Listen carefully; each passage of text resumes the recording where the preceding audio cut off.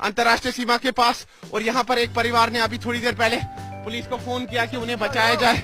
और इस समय आप देख सकते हैं कि किस प्रकार पुलिस की जो टीम है वो इस समय एक वृद्ध महिला को बचा रही है, उन्हें सुरक्षित स्थान पर पहुंचाने की कोशिश कर रही है। यहाँ पर अभी भी थोड़ी देर पहले काफी गोले बरसाए गए पाकिस्तान की तरफ से। और आप देख सकते हैं कि किस प्रकार इस समय रेस्क्यू ऑपरेशन चल रहा है।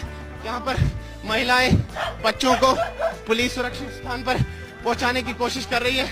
काफी तनाव का माहौल है।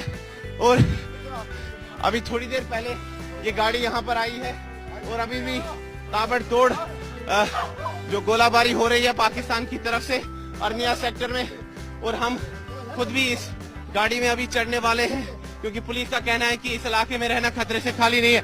हम अपनी जान को हथेली पर रखकर इस एरिया में आए हैं और आप तक ये तस्वीरें पहुंचा रहे हैं। मैं अपने वीडियो जर्नलिस्ट को भी कहूंगा कि वो तुरंत गाड़ी में पहुंचे, क्योंकि कहा जा रहा है कि ताबड़तोड़ शेलिंग हो रही है और यहाँ पे खड़े रहना खतरे से खाली नहीं है।